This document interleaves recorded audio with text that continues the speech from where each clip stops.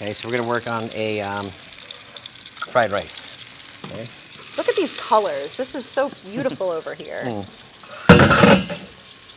It is, yeah. So basically the fried rice itself is a basmati fried rice that we start with, and then we're going to make it just like a pilaf. Okay.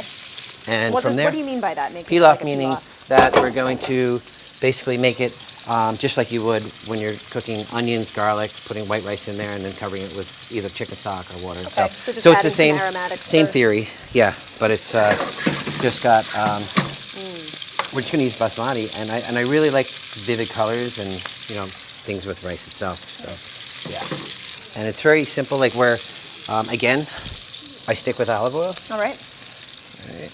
There we go. Then we're going to do just like a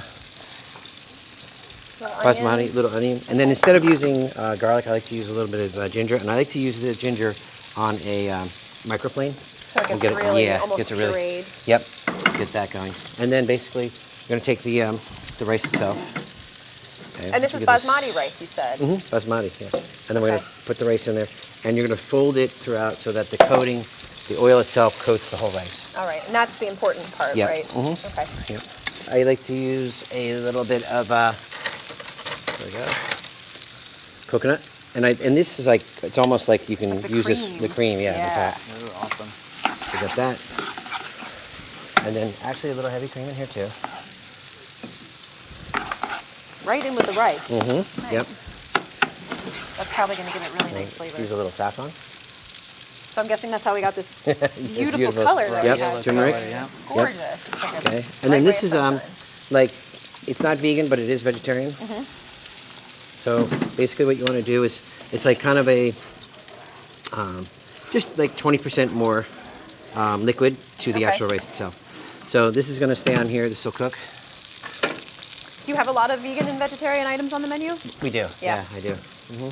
It really plays to it, especially the Asian cuisine. Mm-hmm. With the fried rice itself, we got a hot pan with that.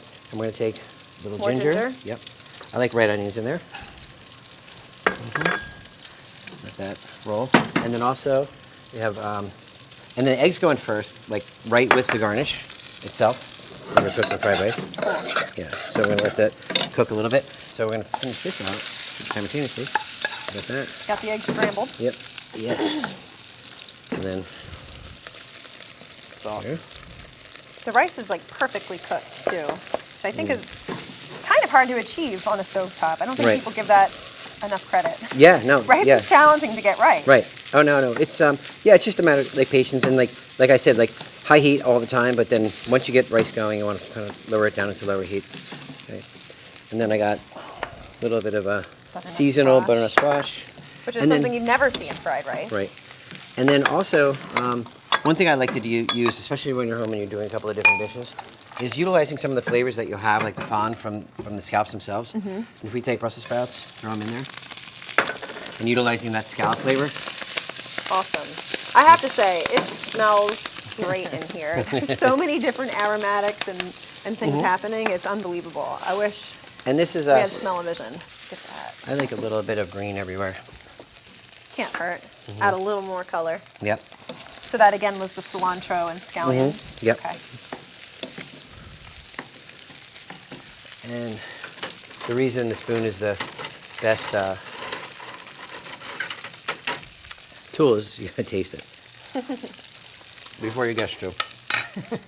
Very important.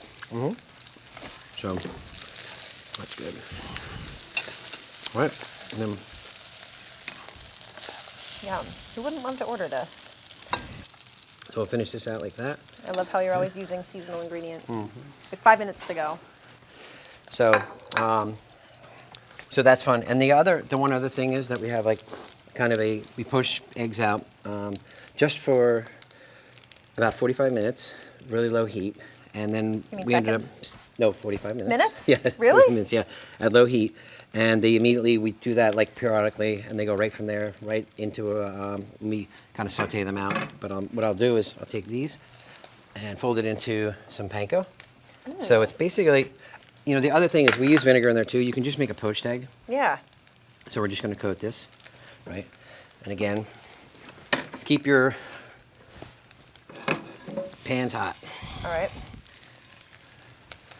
So you're doing like a fried poached egg, essentially. That's Yep. awesome. It's basically like a sautéed poached egg. Nice. A little bit of oil. This oil is actually soybean, Okay. so we're gonna change that up a little bit.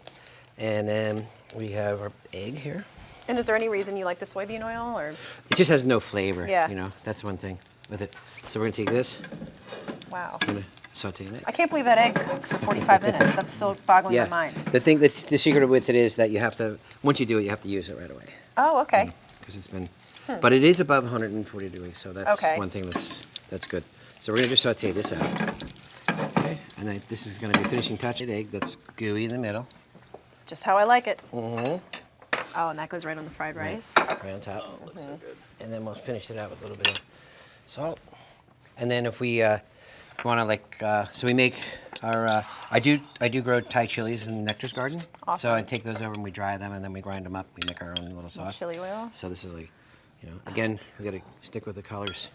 And we actually have it there, so anytime you want it, but it's really fun. Oh, this looks incredible. I cannot wait to taste.